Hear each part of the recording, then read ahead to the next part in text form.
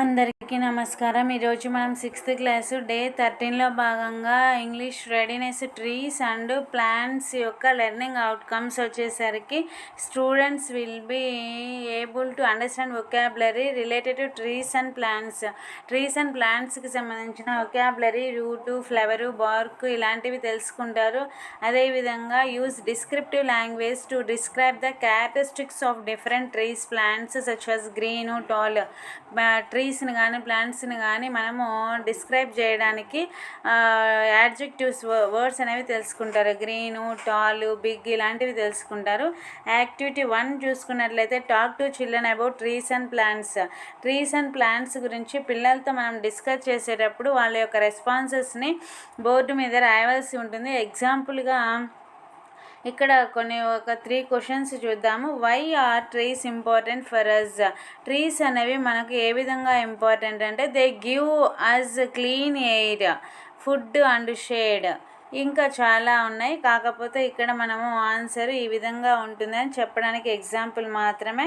How do trees help clean the air? ఏ విధంగా మనకు క్లీన్ చేస్తాయి అంటే teachers act like natural air filters by taking bad air and releasing oxygen. అవి చెడు గాలిని తీసుకొని మనకు మంచి గాలి అంటే ఆక్సిజన్తో కూడిన మనకు గాలిని ఇస్తాయి. ఆ విధంగా చెట్లు అనేవి ఉపయోగపడతాయి. What do trees need to grow? Trees పెరగడానికి ఏం కావాలి అంటే trees need sunlight, water, soil and air. ఇవి మొత్తం కావాలన్నమాట. Sunlight, water, soil, air. Next చూసుకున్నట్లయితే లెట్స్ సింగ్ అండ్ డ్యాన్స్. ఇక్కడ ఒక రైమ్ ఇచ్చారు. ఈ రైమ్ని మనం యాక్షన్ చేస్తూ చెప్పాలి. చూడండి. Standing tall with branches wide, green leaves dancing side by side, giving shade and aid so free, a home for birds and buzzing bees. అంటే బ్రాంచెస్ అనేవి చాలా వెడల్పుగా ఉంటాయి. గ్రీన్ లీవ్స్ అనేవి గాలికి అటు ఇటు డ్యాన్స్ వేస్తుంటాయి. షేడ్ మంచి ఎయిర్ ఇస్తుంటాయి.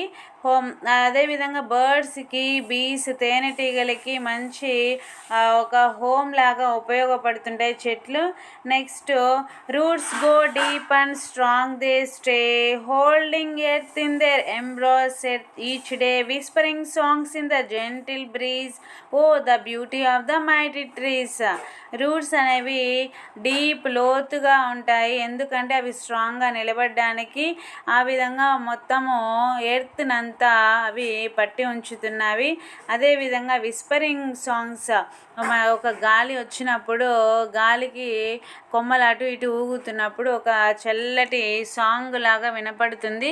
అదేవిధంగా ఈ విధంగా మన యొక్క ఎర్త్ని బ్యూటీగా ఉంచడానికి చెట్లు అనేవి చాలా ఉపయోగకరంగా ఉన్నాయని ఈ రైమ్ యొక్క థీము. నెక్స్ట్ ఇక్కడ ప్రాక్టీస్ వర్డ్స్ ఇచ్చారు. ప్రాక్టీస్ వర్డ్స్ చూసుకున్నట్లయితే plant, flower, leaf, fruit, roots, branch, shade, breeze, earth, BARC. ఇవి ప్రాక్టీస్ వర్డ్స్ నేర్చుకొని డిక్టేషన్ రాయవలసి ఉంటుంది. ఈ విధంగా మనకు డే 13కి సంబంధించిన యాక్టివిటీస్ అన్నీ కంప్లీట్ అయిపోయాయి. Thanks for watching this video.